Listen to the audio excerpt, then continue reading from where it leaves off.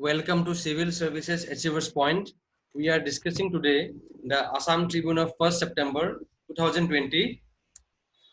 At Civil Services Achievers Point, we have various courses. To enroll in these courses, you can call at the number given below. You may also follow us on the various social media platforms. This Assam Tribune analysis is based on the new pattern of APSC. However, it is also useful for UPSC and other state level government examinations. These are the important newspaper articles we are discussing today and the important editorials. So students, let us begin with our today's current affairs class. The first topic we are discussing today is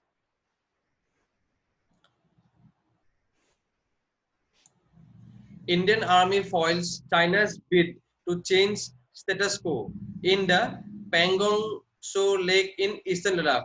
Now, this is a recurring topic, and China has again intruded into Indian territory, and China has tried to change the status which was prevailing earlier. To status quo, they tried to change, and this incident occurred in the Eastern Ladakh near the Pangong Tso Lake. So students, please note the location of these lakes because APSC or UPSC may ask about the location of the lake. So the background is, in a fresh incident in Eastern Ladakh, the Chinese People's Liberation Army, the Chinese army, carried out provocative military movements to unilaterally, from their side, change the status quo on the southern bank of Pangong Tso Lake, but the attempt was thwarted by the Indian troops. Army spokesperson Colonel Aman Anand said troops from China's People's Liberation Army, that is PLA, violated the previous consensus arrived at during military and diplomatic engagements on the ongoing standoff in Eastern Ladakh and carried out provocative military movements to change the status quo on the midnight of August 29 and 30. So, during the military and diplomatic engagements, there was a status quo along the line of actual control was decided, and Chinese People's Liberation Army violated the consensus arrived at during the night of August 29 and August 30. Indian troops preempted the PLA activity on the southern bank of the Pangong Tso Lake. So the location of the Pangong Tso Lake is very, very important. Students, please make a note of it. So Indian troops preempted this PLA activity, undertook measures to strengthen our positions and resisted Chinese intentions to unilaterally change facts on ground. Further, he said that the Indian Army is committed to maintaining peace and tranquility through dialogue, but is also equally determined to protect India's territorial integrity. So, Indian Army's official stand is that through dialogue, we will have peace and discussions. However, if necessary, then there may be any chance of aggression or war to protect India's territorial integrity. In the first, now the background here it is mentioned, it is the first major incident involving the troops of the two countries after the Galwan Valley clashes on June 15. So this is another, it happened the Galwan Valley clash on June 15 in which 20 Indian Army personnel were killed. China also suffered casualties, but it is yet to make the details public. But according to an American intelligence report, it was around 35. India and China have held several rounds of military and diplomatic talks in the last 2 years, 2.5 months, but no significant results have been made into a resolution for the border dispute in the Eastern Ladakh sector. Now, we are coming to our next article. Supreme Court asks center to file reply within 4 weeks. Pleas on ILP issue. So this is regarding the ILP issue, as some of the students organization of Assam has have filed PILs in the Supreme Court, and the Supreme Court has given 4 weeks time to reply against the PILs on ILP issue. And this topic we will study under the General Studies 2 paper polity topic. The Supreme Court has asked the center to file its reply within 4 weeks on the petitions challenging the presidential order amending the Bengal Eastern Frontier Regulation 1873 to deny Assam an inner line permit, that is the ILP system, to insulate or protect the state from the Citizenship Amendment Act 2019. Because we know during the enactment or the passing of the Citizenship Amendment Act CAA, then this Bengal Eastern Frontier Regulation 1873 was amended through a presidential order such that Assam was excluded and Manipur, which was not included at the time, was included through the amendment. And this presidential order has been challenged through PILs by various students and ethnic organizations of Assam. The Supreme Court bench headed by Chief Justice of India S.A. Bobde adjourned the matter after Attorney General K.K. Venugopal sought adjournment, stating that the central government was having a comprehensive relook at the law and it required some time. The apex court had earlier issued notice to the center and sought its response on the matter. So the Supreme Court has asked the center and has sought its response on the matter. The ILP regime, now here it is given, the ILP regime is applicable under the Bengal Eastern Frontier Regulations BEFR 1873. In terms of section 2 of the BEFR, citizens of other states require ILP for visiting these states. So those states which have ILP, in order to visit those states, people from other states need ILP. And there is, along with the requirement of documents or permission to visit the state which has ILP, that is the inner line permit document. Also there is provision for protection of the locals with regards to land, jobs and other facilities. Now with regards, this is because the All Thai Ahom Students Union and the Ahom Jatirabadi Yuva Chhatra Pariষদ have challenged the presidential order of December 11, 2019 to amend the BEFR, terming it as unconstitutional. These organizations have sought an inner line permit in Assam to protect the state from the effect of CAA, especially from those who have come from Bangladesh. They want the implementation of the ILP system, saying that under the BEFR, that is the Bengal Eastern Frontier Regulation, it was very much prevalent in some undivided districts of Assam. So the logic is, first, in order to protect Assam from the effect of CAA, especially from the migrants of Bangladesh, the organizations are seeking an ILP system in Assam. Also, they have argued that the ILP was very much prevalent in some undivided districts of Assam. So, by that argument, ILP should also be in Assam state. Now coming to our next topic, this is a very, very important topic. A question in UPSC or APSC is expected here because it is in the first time in history that a direct flight from a Jewish state Israel to a Islamic state UAE lands in Abu Dhabi. So this is a first historic direct flight, and a question is bound to be asked. So students, please make a note of this topic. This topic we are studying under General Studies 2 paper, International Relations topic. So the background is, in a historic step towards peace in the Middle East, the first commercial direct flight between Israel and the UAE landed in Abu Dhabi on Monday after both countries announced normalization of relations.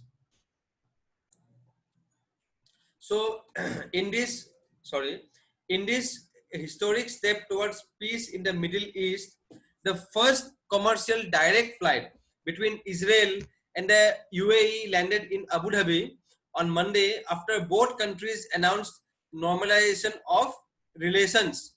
The flight carried a top Israel delegation led by National Security Advisor Meir Ben Sabat, while the US delegation was headed by US President Donald Trump's advisor and son-in-law Jared Kushner and US National Security Advisor Robert O'Brien. Saudi Arabia granted permission for the use of its airspace. So this is another important point, that Saudi Arabia has allowed its usage of its airspace. Israel and UAE announced on August 13 that they were establishing full diplomatic relations in a US brokered deal that required Israel to suspend its plan to annex parts of the West Bank. So Israel and the UAE have announced already on August that they were establishing full diplomatic relations, and this deal was brokered by the US that required Israel, and Israel has promised to suspend its plan to annex the parts of the West Bank. So along the West Bank, we know in Palestine, so Israel has agreed to not to annex the parts of the West Bank. UAE is the third Arab country. This is another important point. UAE is the third Arab country to establish diplomatic ties with a Jewish state, that is Israel. Israel's neighbors, Egypt and Jordan, are the other two Arab states to recognize the Jewish state. So UAE became the third Arab country. The development is being seen as a major breakthrough because the Israeli national carrier El Al flew over the Saudi airspace, which is being interpreted by analysts as acceptance of Israel by the Gulf countries in general and a probable normalization of ties with some of the other friendly countries in the region. The delegation is visiting in the wake of the trilateral announcement and roadmap towards joint cooperation between the United Arab Emirates and the State of Israel. And the special plane LR 737-900 is equipped with a system to protect aircraft against aerial threats like ground-to-air missiles. So it was a heavily loaded aircraft which could have protected it from any strikes. Now coming to our next topic, Sikkim celebrates Indra Jatra. Now this is a very important topic from our culture topic from General Studies 1 paper. Indra Jatra, the background is that Indra Jatra, which is a major religious festival of the Newar community. So this, a prelims based question may come from here, that Indra Jatra, which is a major religious festival of the Newar community in the Himalayan regions of Nepal and the Indian state of Sikkim, was celebrated with zeal and fanfare. So the background is that the festival is named after Lord Indra, who is regarded as the god of rain and the king of heaven according to the Hindu mythology. So the festival's prime objective is to seek his blessings in the form of rain. According to the mythology, Lord Indra had descended on earth disguised as a human being to search for a rare flower called parijat for his mother. Unfortunately, he was caught plucking the rare flower and was imprisoned by the people. And in order to free her son, Indra's mother, goddess Dagini, Dagini appeared herself. She promised to give clouds to the people in order to make rain in exchange for her son. So she promised the people to give clouds to the people in order to make rain in exchange for her son. It was then that the people realized the identity of Lord Indra and released him. So it is due to this mythology that people, particularly the older generation, still believe that the clouds, fog, or rains are responsible for bountiful harvest. The Newar community prays to goddess Dagini, the mother of Lord Indra, for a good harvest. In Sikkim, the festival is celebrated with much fanfare. A significant highlight is a huge procession carrying the portrait of goddess Kumari, followed by other images of gods and goddesses, that is taken along the streets after the various religious rituals. And further, in order to honor the significance of this auspicious day, the government of Sikkim declared the day as a government holiday in the state since 2013. So this is an important topic. The next topic is Indian economy contracts by a record 23.9% in the first quarter due to the COVID-19 impact.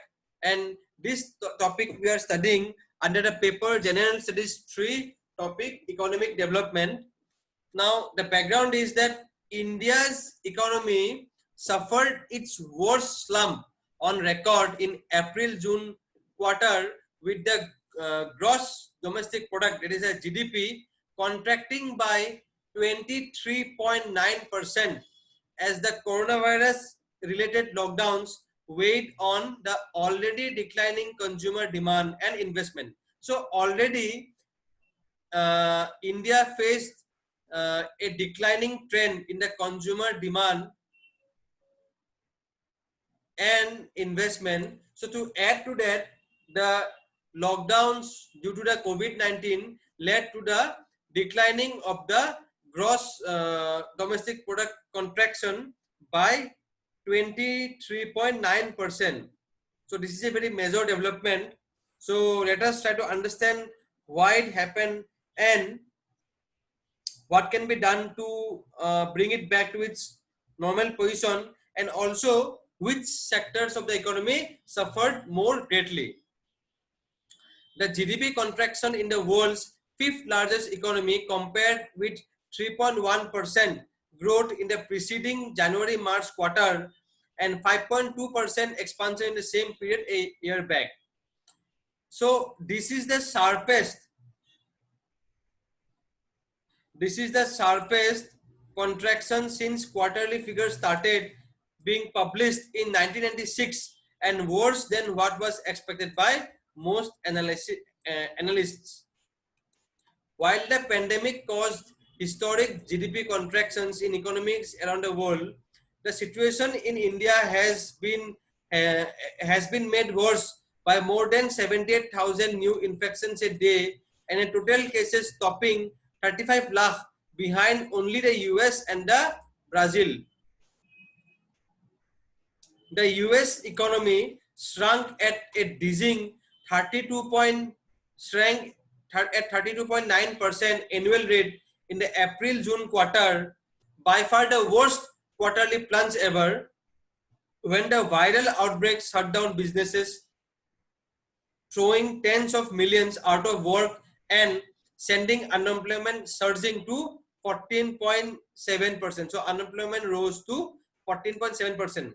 The chief economic advisor told the first quarter economic performance was primarily driven due to the exogenous shock that has been felt globally. The World Economic Outlook has highlighted countries across the globe where GDP per capita would decrease the most since 1870, and it's a once in 1.5 century event, which is what we are going through. So the chief economic advisor KB Subramaniam has said that the first quarter economic performance or contraction was primarily due to an exogenous shock that has been felt globally, and the world economic outlook has further highlighted countries across the globe where GDP per capita would decrease the most since 1870, that is once in 1.5 century event, and we are going through such a once in a century event. So during April-June, agriculture was the lone bright spot, growing by 3.4%. Financial services, the biggest component of the India service sector, shrank 5.3%, while trade, hotels, transport and communication declined by 47%. So the various hospitality and allied sectors like hotels, transport, communication and declined by nearly 50%. Manufacturing shrank by 39%. Construction contracted 50%. Mining output fell 23%, and electricity and gas segment dropped 7%. So you can see it was a combine of multiple sectors contraction which led to the GDP contraction. Now we are discussing some important editorials of today's Assam Tribune newspaper. The first editorial we are discussing today is the Wolf Warrior Diplomacy, that is the Chinese story. Now this is a topic under the General Studies 2 paper, International Relations. So the background is, after the COVID-19 outbreak or pandemic, China has become one of the foremost donors of medical aid such as personal protective equipment, test kits and medical experts and expertise to countries across continents during the COVID-19 pandemic. And this has also come to be known as face mask diplomacy. So students, you can quote this point in answers, because after the COVID-19 pandemic, China is at the forefront of providing PPE kits, that is the personal protective equipment kits, various medical expertise and various medical kits, test kits, and this has come to be known as face mask diplomacy. Here one would like to first explore a few reasons behind the medical aid provided by China, that why China began providing medical aids, then shed some light on the notion of wolf warrior diplomacy, and finally note the wariness of countries about China's aid. So firstly, here it is very well put, and students, this is how essays are written. Essays are never written in point wise, it is always written in paragraph, and it is mentioned as firstly, secondly, like that. First, the Chinese action of providing the various medical kits is seen as an attempt to change the narrative peddled by the West and other countries which have blamed China for the origin, mishandling or hiding of information and the spread of the virus. So the attempt of China is to supply generous amounts of aid to countries can be seen as an attempt to redeem itself and change the narrative from one in which China is highlighted as the country to be blamed for a crisis to one in which China is seen as the only power which is able to help the global community successfully and tackle the crisis. So China is trying to change the narrative of the one who of one country who failed to stop the spread of the virus, and from that status it wanted to convert to a country which shows leadership power and it has the power to help the global community successfully tackle the crisis. Secondly, China is able to build an image as responsible, reliable and dependable power in a global crisis, unlike the Western countries like the US and the European Union. because at a time when the West, especially the US, has been withdrawing from all sorts of the international commitments. On the other hand, China is trying to portray itself as a power which is prioritizing aid at a time when Europe and the US are seen as not doing enough to combat the pandemic. Thirdly, aid helps China earn a lot of international goodwill and increase its soft power. Such aid also helps China secure the backing of recipient countries in case independent probes or pressure is put on it to take responsibility for the crisis. Fourthly, this providing of the medical kit also helps bolster the president's image, the Chinese president's image at the domestic level. It boosts his popularity. It boosts his popularity and rallies the people around a leader and a government which is portrayed as strong and reliable, to whom rich and poor alike, rich and poor countries alike look toward for help in a time of crisis.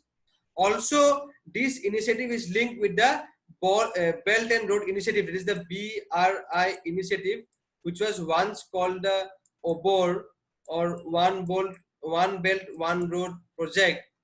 Currently, due to economic distress, BRI partners will not be seeking funds from China for infrastructure projects.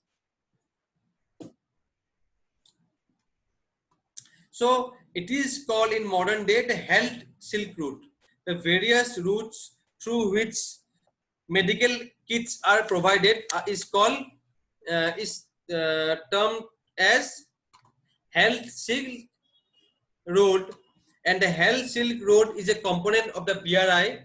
China is able to ensure the continued relevance of the BRI by providing medical aid to member countries, and this bolsters China's position to suggest an alternative health-based international organization to WHO.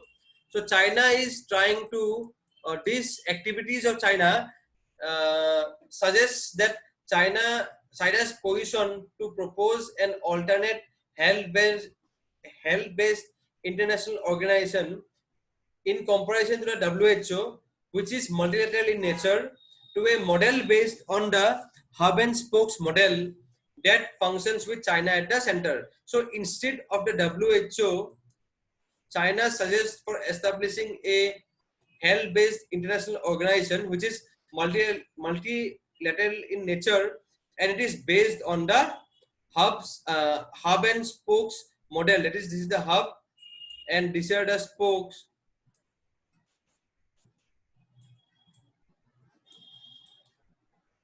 So hub and spokes model,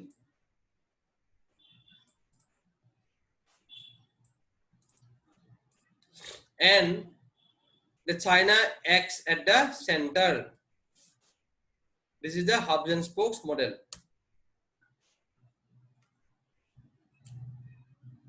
Also, through the health silk route and medical aid, China can also explore and capture new markets. So China is trying to capture new markets, and in order to ship this research, medical research, or e-medical apps and collaborate telemedicine, also the real-time communication which provides commercial opportunities for 5G services offered by the Chinese companies. So it's a huge benefit for the Chinese companies to propagate the 5G for better communication network.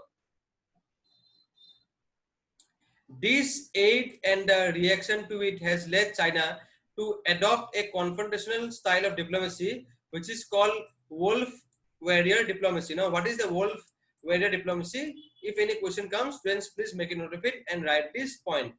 There has been a lot of public gratefulness expressed by the leaders of various countries to China for its aid during the pandemic. Pakistan has passed a resolution to this effect in the Senate.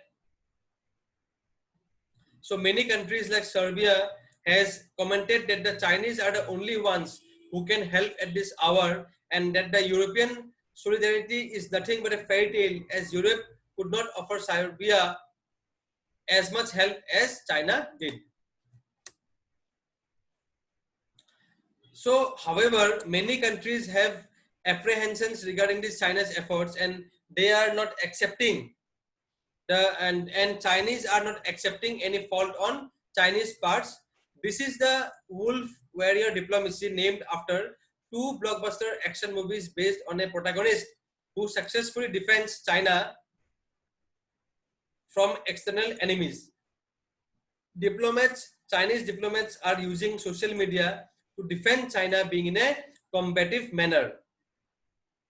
The diplomats repeat the official line that Beijing is a transparent, open, and comprehensive.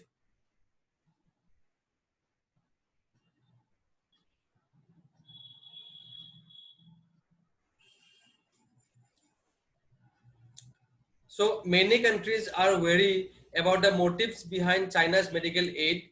They are worried about an alarming overdependence. So this alarming overdependence leads to debt trap.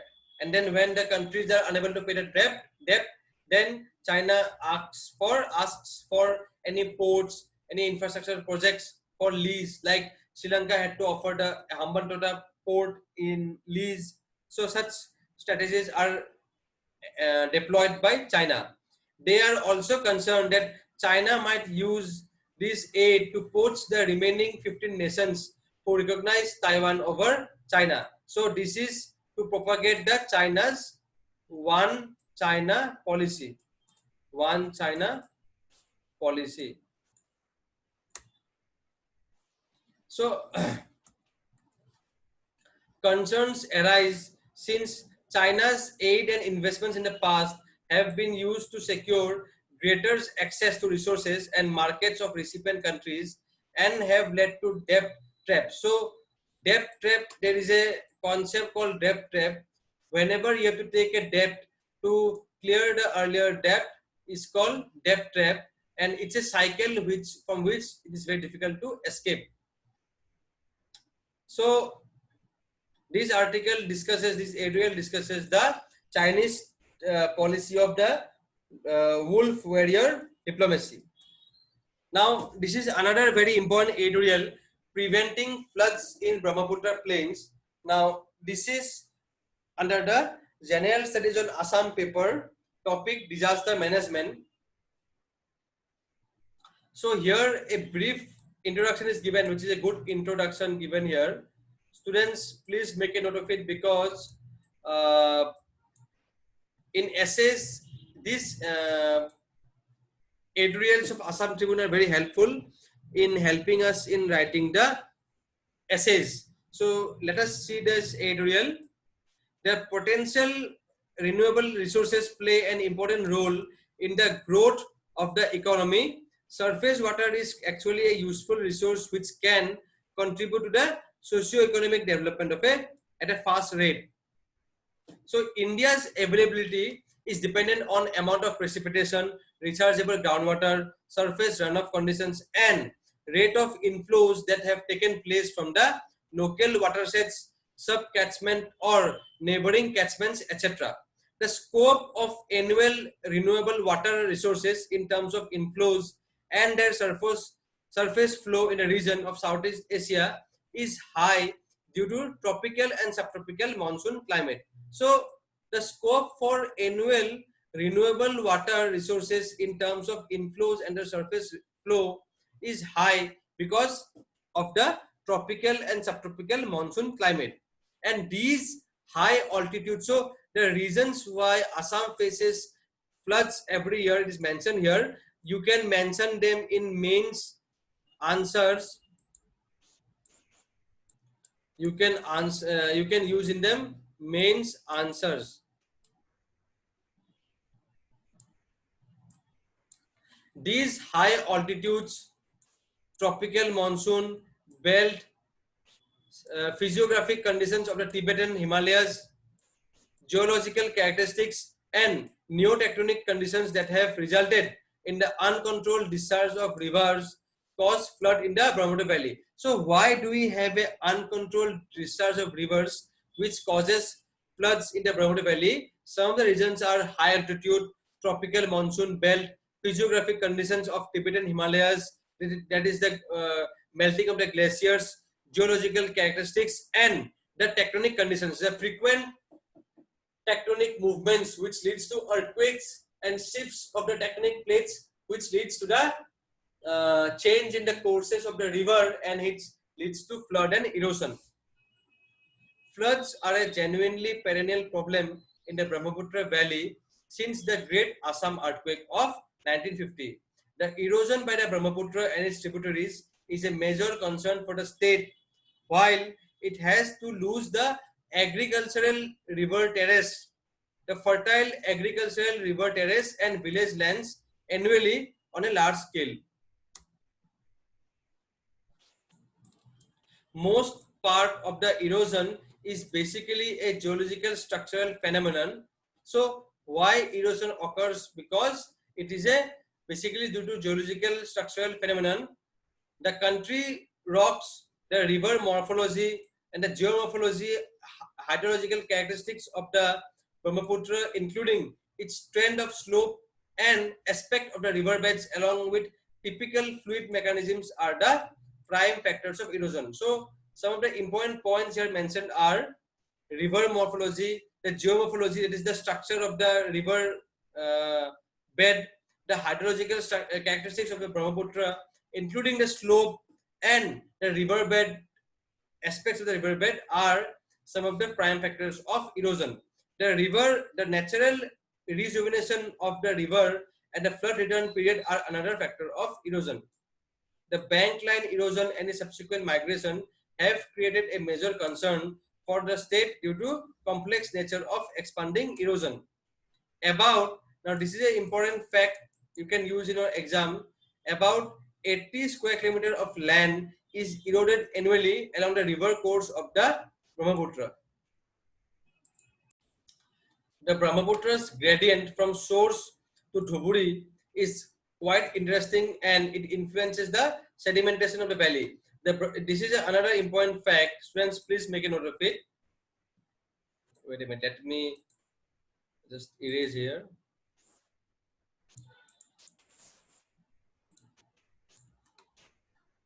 The Brahmaputra is the world's second largest river in terms of sediment yield. And the fourth largest in terms of discharge. On the other hand, forecasting is an important issue for the states to save property and life in the flood-prone regions. The forecasting of the Brahmaputra river is not similar to the others due to the non-existence of water resources development plans. Prediction of water and accurate rainfall estimation are a challenging issue and due to various factors including complex conditions. So in this context, setting up of proper bands of Doppler weather radar in northeastern and central Arunachal Pradesh will be very fruitful for weather forecasting with more accuracy. It will help analyze the water levels of major tributaries of the Brahmaputra like the Sangpo, there is Siang, Luit, Dibang, Subansiri and its important sub-tributaries flowing through Dhemaji, Lakhimpur and Sonitpur districts. The study of different images from weather satellites will help extract information of real-time weather behavior. And this is the most essential for weather forecasting in terms of river basin, as variation of weather has mostly taken place in the districts of Assam, Arunachal Pradesh and Bhutan. Sustainable water resource development plans have to be made in small tributaries like Kameng, Ziadhol, Kumotia, Gai, etc. At the same time, central government must constantly monitor the Chinese hydrological activities on and along the Sangpo in the Tibet region. The state of Assam is the worst affected due to the perennial floods, and from time to time, many necessary measures were announced in the past, including the option of dredging the Brahmaputra river and setting up of express highway on both the sides of the riverbank. However, the entire work on the Brahmaputra and its tributaries till date was just to protect the human settlements by setting up structural short-term measures like dikes and embankments. There is actually no project or ongoing schemes for a long-term solution to help control the flood havoc dredging of the river floods of the northern tributaries in Arunachal and Assam will be more fruitful option for the state.